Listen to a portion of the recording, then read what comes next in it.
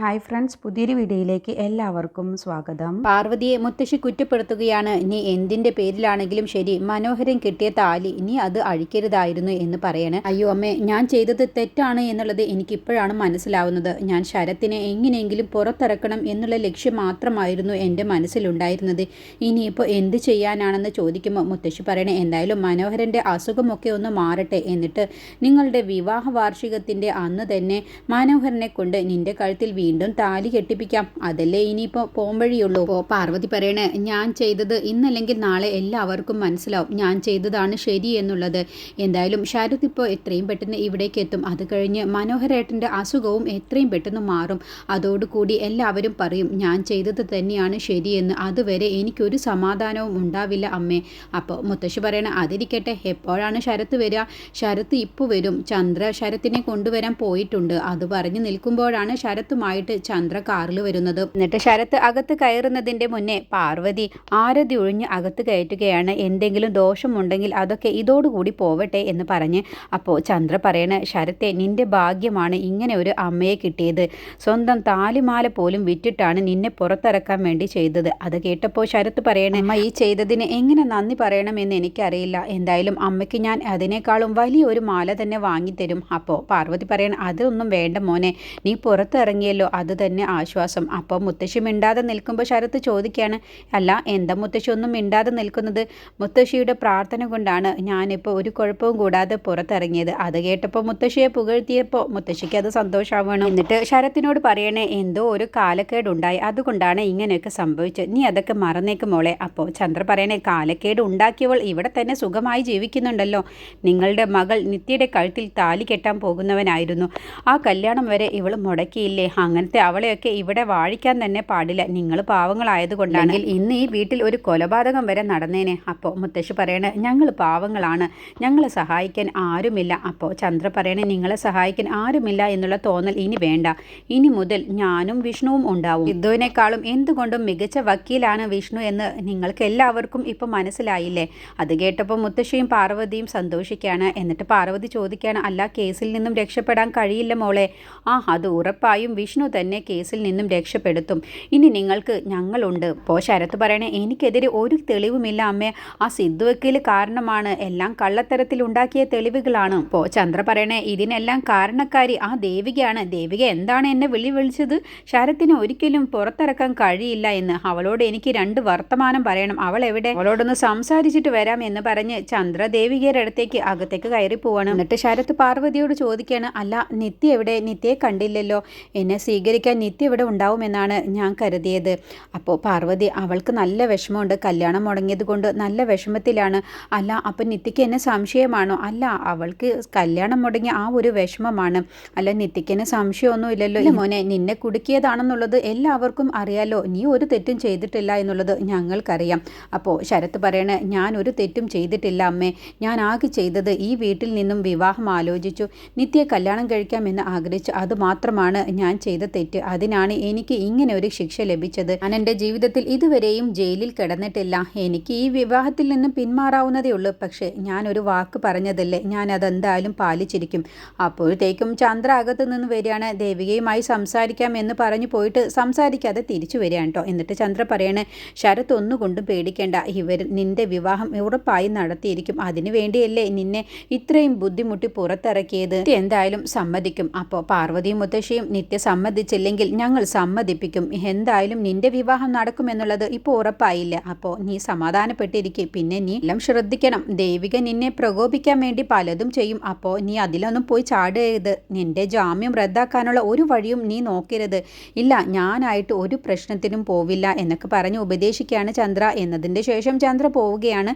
അങ്ങനെ ശരത്ത് പറയാണ്, എനിക്കൊന്ന് വിസ്തരിച്ച് കുളിക്കണം, അത് കഴിഞ്ഞ് ഒരു ഊണ് കഴിക്കണം, അത് കഴിഞ്ഞ് എനിക്ക് സുഖമായിട്ടൊന്ന് ഉറങ്ങണം. അപ്പോൾ പാർവതിയും മുത്തശ്ശിയും, എന്ന വാ മോനെ, നിനക്ക് ഇഷ്ടപ്പെട്ടതെല്ലാം തന്നെ പാർവതി ഇവിടെ ഉണ്ടാക്കി വെച്ചിട്ടുണ്ട് എന്ന് മുത്തശ്ശി പറയണം. അങ്ങനെ 3 പേരും കൂടി അകത്തേക്ക് പോകാൻ വേണ്ടി നിൽക്കുകയാണ്. പെട്ടെന്നാണ് അകത്ത് നിന്നും മരത്തിന് ഉന്നം വെച്ച് ഒരു ബാഗ് പുറത്തേക്ക് എറിയുന്നത്. അത് കണ്ടപ്പോൾ പാർവതിയും മുത്തശ്ശിയും ശരത്തൊക്കെ ഞെട്ടിപ്പോവാണ്. എന്നിട്ട് ശരത്ത് പറയണം, അയ്യോ ഇത് എൻ്റെ ബാഗല്ലേ, ഇത് ആരാണ് പുറത്തേക്ക് എറിഞ്ഞത് എന്ന് പറഞ്ഞതോടുകൂടി ദേവിക അങ്ങ് അകത്ത് നിന്ന് അങ്ങ് വരികയാണ്. അപ്പോഴത്തേക്കും നിത്യയും വരികയാണ്. എന്നിട്ട് ദേവിക പറയണേ, ഞാനാണ് ഈ ബാഗ് പുറത്തെറിഞ്ഞത്, ഇത് എൻ്റെ വീടാണ്, എൻ്റെ എൻ്റെ വീട്ടിൽ നിൻ്റെ ഈ ബാഗും വേണ്ട, നീയും വേണ്ട. എൻ്റെ വീട്ടിൽ നിന്നെ ഇനി താമസിപ്പിക്കില്ല. ഇത് ഞാൻ തീരുമാനിച്ചതാണ്. അത് കേട്ടപ്പോൾ പാർവതി അങ്ങ് ദേഷ്യപ്പെടുകയാണ്. അത് പറയാൻ നീ ആരാടി? എന്ന് മുതലാടി ഇത് നിൻ്റെ വീടായത്? ഇത് എൻ്റെ വീടാണ്. കേട്ടില്ലേടി നിത്യ? നീ ഇവളെയാണോ ഏട്ടത്തി എന്ന് വിളിക്കുന്നത്? അപ്പോൾ നിത്യ ഒന്നും മിണ്ടാതെ നിൽക്കുകയാണ്. അപ്പോൾ ശരത്ത് പറയണേ, വേണ്ട അമ്മ, എനിക്ക് വേണ്ടി അമ്മ സംസാരിക്കണ്ട, ഞാൻ തന്നെ സംസാരിച്ചോളാം. എന്നിട്ട് ശരത്ത് ദേവികയോട് പറയണേ, ഇതിൻ്റെ ഭവിഷ്യത്ത് വളരെ വലുതായിരിക്കും, എല്ലാം നീ ഒറ്റയ്ക്ക് അനുഭവിക്കേണ്ടി വരും. അത് കേട്ടപ്പോൾ ദേവിക, ഒന്ന് പോടാ, നീ മീശ പിരിക്കുമ്പോൾ പേടിക്കാനേ വേറെ ആളെ നോക്കണം. മുത്തശ്ശി പറയണേ, കല്യാണം കഴിയുന്നവരെങ്കിലും ദേവിക ഇവിടെ നിന്നോട്ടെ ശരത്ത്. കല്യാണമോ? ആരുടെ കല്യാണം? കല്യാണമൊന്നും ഇനി നടക്കില്ല. അപ്പോൾ പാർവതി, അത് നീയാണോ തീരുമാനിക്കുക? അപ്പോൾ ദേവിക, അത് പിന്നെ അമ്മയാണോ തീരുമാനിക്കുക? കല്യാണം എന്തായാലും ഒരിക്കലും നടക്കാൻ പോകുന്നില്ല. ഇവിടെ നിന്ന് പരിങ്ങാതെ വേഗം ബാഗും എടുത്തുകൊണ്ട് പോവാൻ നോക്ക്, ഞങ്ങൾക്ക് കുറേ പണിയുണ്ട്. അപ്പോൾ പാർവതി, ഇതിന് നീ കണക്ക് പറയേണ്ടി വരും. അപ്പോൾ ദേവിക പുല്ലുവിലയോടുകൂടി, ആ കണക്കും തീയതിയും എവിടെയാണ് വരേണ്ടത് എന്നൊക്കെ ഒന്ന് പറഞ്ഞാൽ മതി, ഞാൻ അവിടെ വന്ന് കണക്ക് പറഞ്ഞോളാം. അപ്പോൾ ദേവികയുടെ ആ ഒരു പരിഹാസത്തോടു കൂടിയുള്ള സംസാരവും ഒക്കെ കാണുമ്പോൾ പാർവതിയൊക്കെ അങ്ങ് ഞെട്ടിപ്പോവാണ്. ഇവിടെ നിന്ന് പരുങ്ങാതെ പെട്ടെന്ന് പോവാൻ നോക്ക്, അല്ലെങ്കിൽ നീ എന്തു ചെയ്യുമെടി? എന്താ ചെയ്യേണ്ടത് എന്ന് ഞാനപ്പോൾ പറയേണ്ടതില്ലല്ലോ, പോലീസ് അങ്ങ് വരും. ജാമ്യത്തിലാണെന്നുള്ളത് ഓർക്കണം നീ. പിന്നെ നിൻ്റെ അമ്മയോട് പറഞ്ഞിട്ടുണ്ട്, ഇപ്പോൾ അവർ വരും, എന്നിട്ട് നിന്നെയും കൂട്ടി അവർ ഇവിടെ നിന്നും പോവും. അത് കേട്ടപ്പോൾ എല്ലാവരും അങ്ങ് പരുങ്ങുകയാണ്. ചന്ദ്ര പറഞ്ഞ ആ കാര്യം അവർക്ക് ഓർമ്മ വരികയാണ്. ഇനി എന്തെങ്കിലും പ്രശ്നമുണ്ടാക്കിയാൽ പോലീസ് വന്നാൽ ജാമ്യം പോലും റദ്ദാവും എന്നുള്ളതിനെ കുറിച്ച് ഓർക്കണം. എൻ്റെ വീട്ടിൽ നിന്ന് ഇനി ഒരു പ്രശ്നമുണ്ടാക്കിയാൽ നിൻ്റെ ജാമ്യം വരെ റദ്ദാകുമെന്നുള്ളത് ഞാൻ പറയേണ്ടതില്ലല്ലോ, അതുകൊണ്ട് മര്യാദയ്ക്ക് ഇറങ്ങി പോവാൻ നോക്ക് എന്നും പറഞ്ഞ് ദേവികയും നിത്യയും അകത്ത് പോവാണ്ട്. അപ്പോഴത്തേക്കും പ്രഭാവതി ഓട്ടോയുമായിട്ട് വരികയാണ്. എന്നിട്ട് ശരത്തിനോട് പറയാണ്, ഇനി ഒരു നിമിഷം പോലും ഇവിടെ നിൽക്കരുത്, വാ നമുക്ക് ഇറങ്ങാം. അഭിമാനമുള്ളവർ ഇനി ഇങ്ങനെ ഇവരുടെ ആട്ടും തുപ്പും കേട്ട് നിൽക്കേണ്ട ഒരു ആവശ്യവും നമുക്കില്ല. അപ്പോൾ മുത്തശ്ശിയും പാർവതിയും പറയാണ്, അങ്ങനെ പറയരുത്, നിങ്ങൾ പിണങ്ങി പോവരുത്. അപ്പോൾ ഇതൊന്നും ഞങ്ങളല്ലല്ലോ, ഇതെല്ലാം ദേവികയുടെ അവളുടെ പരിപാടിയല്ലേ എന്ന് പറഞ്ഞപ്പോൾ, എന്നിട്ട് നിങ്ങൾക്ക് അവളെ ഒതുക്കാൻ കഴിഞ്ഞില്ലല്ലോ, അതുകൊണ്ട് കൂടുതൽ പറയേണ്ട, വാ നമുക്ക് പോവാം എന്ന് പറയട്ടോ. അത് കേട്ടുകൊണ്ടാണ് നിത്യയും ദേവികയും അവിടേക്ക് വരുന്നത്. എന്നിട്ട് ദേവിക പറയണ, അമ്മയ്ക്ക് വിവരമുണ്ട്, അമ്മയ്ക്ക് അഭിമാനമുണ്ട്, ഇവിടെ നിന്ന് പരുങ്ങാതെ പെട്ടെന്ന് പോവാൻ നോക്കടാ. നീ പോയിട്ട് വേണം ഇവിടെ ചാണകവെള്ളം തെളിച്ച് ഈ വീടൊന്ന് ശുദ്ധികലശം ചെയ്യാനും. അപ്പോൾ പാർവതിക്ക് ദേഷ്യം പിടിക്കുകയാണ്. എന്നോട് എന്ത് തെറ്റാടി ശരത്ത് ചെയ്തത്? അവൻ എന്തൊക്കെയാ ചെയ്തത് എന്നുള്ളത് ഇനിയും തെളിയാനിരിക്കുന്നതേയല്ലോ. അവന് ഒരു തെറ്റും ചെയ്തിട്ടില്ല എന്നതുകൊണ്ടല്ലേ അവന് ജാമ്യം ലഭിച്ചത്. ആ ജാമ്യം ലഭിച്ചു എന്ന് കരുതിയിട്ട് അവൻ്റെ പേരിൽ ചാർത്തിയിട്ടുള്ള കുറ്റങ്ങളൊക്കെ ഇല്ലാതാകുമെന്നാണോ അമ്മ കരുതിയത്? അവനെ ഇനിയും തെറ്റുകൾ ഓരോന്ന് ചെയ്തതും ഇനിയും കണ്ടുപിടിക്കാനിരിക്കുന്നതേ ഉള്ളൂ.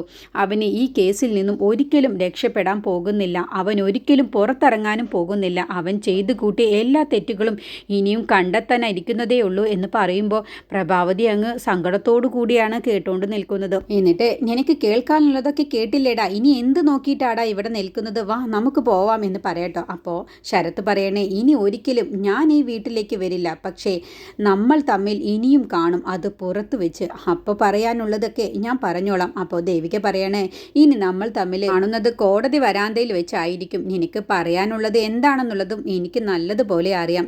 ഞാൻ നടത്തുന്നത് ഇപ്പോൾ ജീവൻ മരണ പോരാട്ടമാണെന്നുള്ളതും എനിക്കറിയാം. പക്ഷേ മരിക്കാൻ ഒരു പേടിയുമില്ലാത്തവരെ ഭീഷണിപ്പെടുത്തിയിട്ട് ഒരു കാര്യവുമില്ല. ഈ സമയം കളയാതെ പോവാൻ നോക്ക്. അപ്പോൾ ശരത്ത് പറയണേ, എനിക്ക് അമ്മയോട് ചില കാര്യങ്ങൾ പറയാനുണ്ട്.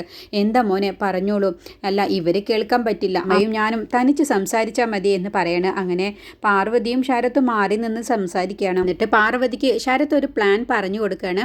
എന്നിട്ട് പാർവതി എല്ലാവർക്കും മുന്നിൽ അങ്ങ് ചെല്ലുകയാണ് കേട്ടോ. എന്നിട്ട് പറയുകയാണ്, ശരത്ത് നാളെ എൻ്റെ ഭാവി മരുമകനാവേണ്ടതാണ്, അതുകൊണ്ട് തന്നെ ശരത്തിനെ ഈ വീട്ടിൽ നിൽക്കാൻ സമ്മതിക്കാതെ അവനെ ഇറക്കി വിടുന്നത് കൊണ്ട് ഞാനും ഇവനോടൊപ്പം ഇറങ്ങി പോവുകയാണ്.